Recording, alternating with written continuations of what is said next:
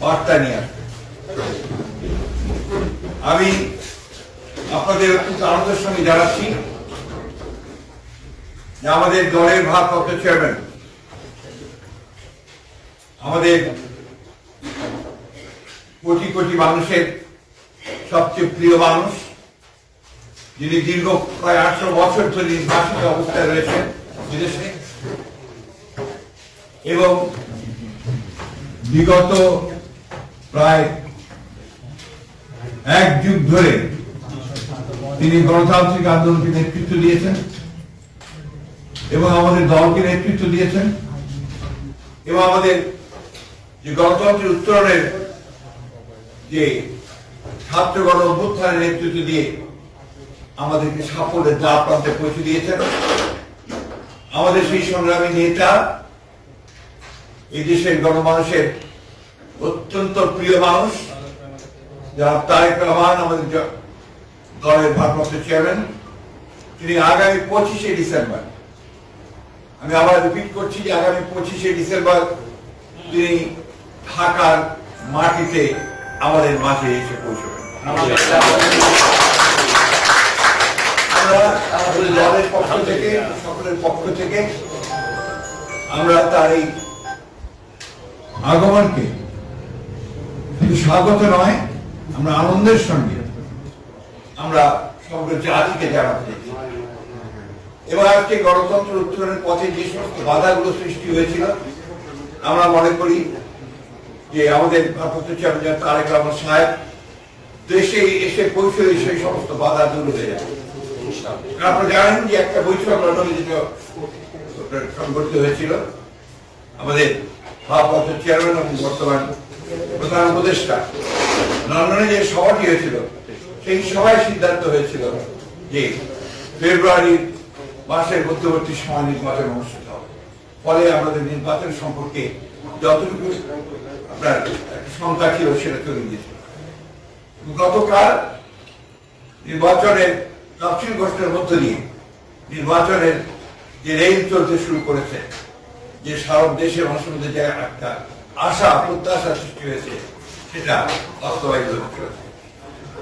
আমরা আবারও আপনাদের জানতে চাই যে এই বিষয়টা আপনারা যথাযথ আপনার মূল্য দিয়ে আপনারা জাতির সামনে তুলে ধরবেন, এবং একই সঙ্গে আমাদের ভারপ্রাপ্ত চেয়ারম্যানের আগমন যেন অত্যন্ত সুন্দর সুষ্ঠুভাবে হতে পারে সেই বিষয়ে আপনারা আমাদেরকে সহযোগিতা করবেন। আপনাদের সঙ্গে ধন্যবাদ। আরেকটি বিষয় আছে যেটা আমাদের আলোচনা হয়েছে স্থানীয় কমিটিতে, আপনারা আজকে দুপুরে যে একটা গুলির বিদ্ধ হয়েছেন হাদি সাহেব, না ইনসাফ পার্টির ওসমান হাদি সাহেব, ইনকিলাব পার্টি যে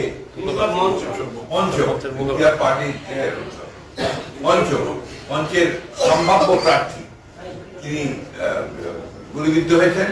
এটা আমরা সাথে সাথে আমাদের ভারপ্রাপ্ত চেয়ারম্যান মহোদয় কন্ডেম করেছেন, পার্টির তরফ থেকে স্টেটমেন্ট দেওয়া হয়েছে, আমিও করেছি। আমরা এটাকে সাথে সাথে নিন্দা জানিয়েছি এবং অতি দ্রুত যারা এই চেষ্টা করেছে অথবা গুলি করেছে তাদেরকে বের করে তদন্ত করে তাদেরকে আইনের আওতায় আমাদের আমরা বলেছি। আমরা এই কথা বলেছি যে ঘটনা থেকে প্রমাণিত হয় যে সমস্ত অপশক্তি এই দেশে নির্বাচনকে বানচাল করার জন্য, নির্বাচনটাকে যাতে না হয় তারা সেই চেষ্টা করার জন্য যারা কাজ করছে, তাদের একটা চক্রান্ত বলে আমরা মনে করি। কিভাবে আমরা স্টেটমেন্ট দিয়েছি। এবং সব আরো দুর্ভাগ্য যে এটা না বলে আমি পারছি না যে আমাদের সিনিয়র একজন স্থায়ী কমিটির সদস্য মির্জা আব্বাস সাহেব, তিনি দীর্ঘকালের একজন আমাদের এই বিএনপির আমাদের নেতা, তিনি ওই আসনে তিনি একজন প্রার্থী আমাদের। তিনি স্বাভাবিকভাবেই একজন রাজনৈতিক নেতা হিসেবে তিনি সহানুভূতি দেখার জন্য সাথে সাথে ছুটে দিয়েছিলেন। কিন্তু দুর্ভাগ্যক্রমে সেই দলের কিছু ব্যক্তি, কিছু সমর্থক, আরো কিছু আপনার চক্রান্তকারী, তারা সেখানে সমবেত হয়ে উত্তেজনামূলক স্লোগান দেয় এবং এক পর্যায়ে তারা একটা মব সৃষ্টি করার চেষ্টা করে, যেটাকে আমরা তীব্র নিন্দা জানাচ্ছি এবং হুঁশিয়ার করে দিতে চাই আমরা সকল পক্ষকে। এই ধরনের আচরণ করতে গেলে বিএনপি বসে থাকবে না, বিএনপি তার জবাব সাথে সাথে। আমরা খুব পরিষ্কার করে বলতে চাই যে আমরা কোন রকমের কোনো গোলযোগ চাই না, কোনো সন্ত্রাস চাই না, কিন্তু বিএনপির উপরে কোনো আঘাত আসলে বিএনপি কখনো কিন্তু সেটাকে আমরা সহজভাবে নেবে না, এবং তার কিভাবে জবাব দিতে হয় বিএনপি সেটা জানে। আমি তাই বলবো, এই সমস্ত মত সৃষ্টি করা না করে, উত্তেজনা সৃষ্টি না করে, নির্বাচনের পরিবেশকে বিনষ্ট না করে সবাই যেন তাদের যেটাকে আমরা বলি যে ফিরে আসে, তাদের সম্বিত ফিরে আসে এবং নির্বাচনে কিভাবে সুষ্ঠু হবে সেই কাজটা করার চেষ্টা করে। না হলে যেটা হবে সেটা হচ্ছে গণতন্ত্রের উত্তরের পথ ব্যাহত হবে, গণতন্ত্রের যাত্রা ব্যাহত হবে। আমি এই জন্য অনুরোধ করবো সকল মহলকে যে তারা যেন এই বিষয়টাকে অত্যন্ত গুরুত্ব দেয় এবং কোন রকম উত্তেজনা সৃষ্টি না করে আপনারা তারা কাজ করে। ধন্যবাদ।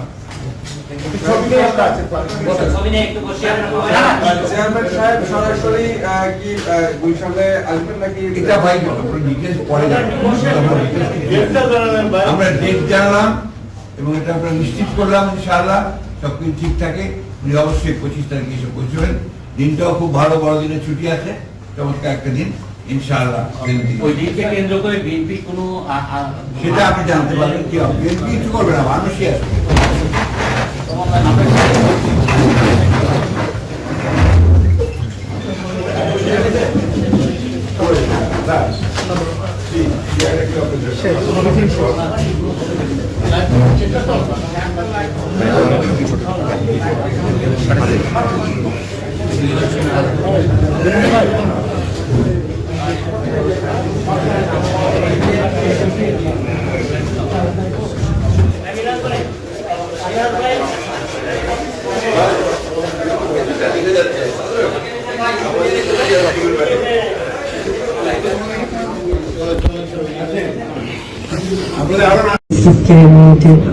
যে দেখছেন আছেন, ইনশাআল্লাহ আমরা অনেক দোয়া করছি।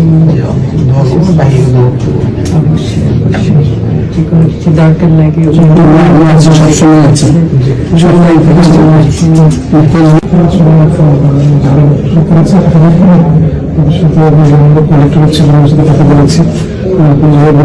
ডাক্তারদের বলা হয়েছে সবাই ইনফর্ম। Doctor Zafar inform.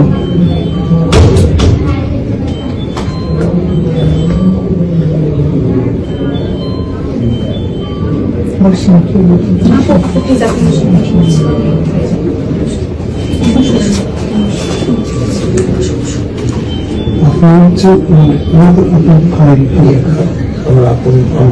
আপনার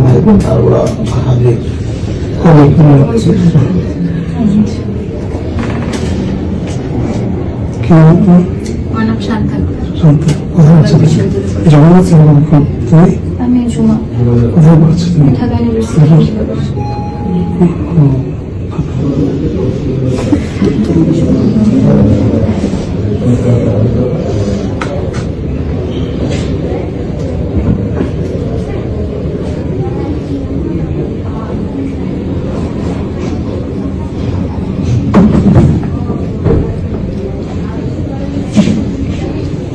দোয়া করছি।